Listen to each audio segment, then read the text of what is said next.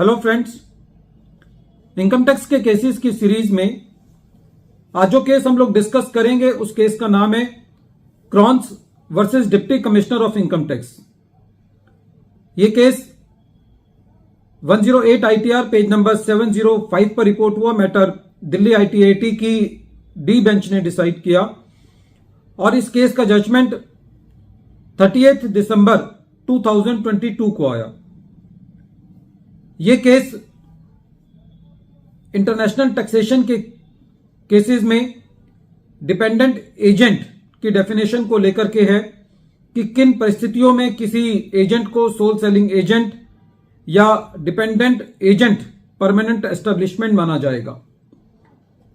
Present case के अंदर SSC एक जर्मन कंपनी है जो कि बिवरेज फिलिंग और पैकेजिंग टेक्नोलॉजी में इन्वॉल्व है, और के एक होली ओन्ड सब्सिडरी कंपनी है जो कि एसएससी की सोल सेलिंग एजेंट है और एसएससी के प्रोडक्ट्स बेचने में उसकी मदद करती है। During the assessment proceedings, SSC की असेसमेंट के दौरान असेसिंग ऑफिसर ने के की ट्रांसफर प्राइसिंग रिपोर्ट के आधार पर यह एलिज किया कि के जो है वो एसएससी का एक डिपेंडेंट एजेंट परमानेंट एस्टेब्लिशमेंट है। जब ये मैटर दिल्ली ITAT के पास गया तो ITAT का यह कहना था कि प्रेजेंट केस के अंदर के जो कि एक होली ओन्ड सब्सिडरी कंपनी है एसएससी का, के का जो टोटल रेवेन्यू है उसका खाली 11.5% एसएससी से आता है और 89% उसके अपने ओन रिसोर्सेज से है। तो ऐसी परिस्थिति में यह नहीं कहा जा सकता कि जो के है वो एसएससी का डिपेंडेंट एजेंट परमानेंट एस्टेब्लिशमेंट है। इसके अलावा ITAT का यह कहना था कि जो के है वो एसएससी पर इकोनॉमिकली डिपेंडेंट नहीं है। एसएससी अपनी इन्वेंट्री जो है वो खुद मेंटेन करता है और जो एंटरप्रेन्योरियल स्किल है बिजनेस करने का या जो सोल सेलिंग एजेंट की सर्विसेज के प्रोवाइड कर रहा है वो एंटरप्रेन्योरियल स्किल जो है वो एसएससी के पास है। इसके अलावा ITAT का यह भी कहना था कि जो दोनों पार्टीज हैं एसएससी और के, वो नॉन इंटीग्रेटेड बिजनेस एक्टिविटीज जो है वो प्रोवाइड करती हैं। इसके अलावा ITAT का यह भी कहना था कि पिछले 4 सालों के अंदर सेम इशू पर जो कि एसएससी और के बीच में जो एजेंसी एग्रीमेंट है, कहीं पे भी ऐसा कोई एडवर्स रिमार्क डिपार्टमेंट की तरफ से नहीं आया है कि जो के है वो एसएससी का डिपेंडेंट एजेंट परमानेंट एस्टेब्लिशमेंट है।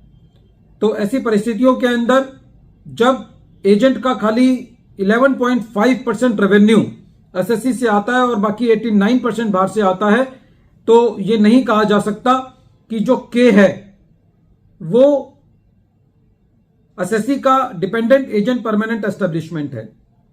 इसके अलावा इस केस के अंदर एक सेकंड इशू यह भी था कि एसएससी के ऊपर 234B का इंटरेस्ट लगाया गया था उस इनकम पर जिस इनकम पर एसएससी का टीडीएस काटा जाना चाहिए था, किसी जो भी इनकम पेयर्स ने पे की है। तो एसएससी का यह कहना था कि यदि किसी दूसरे आदमी ने मेरा टीडीएस नहीं काटा तो उसके टीडीएस ना काटने की वजह से यदि मेरा 234B का इंटरेस्ट बनता है तो मैं उस इंटरेस्ट को देने के लिए लायबल नहीं हूं।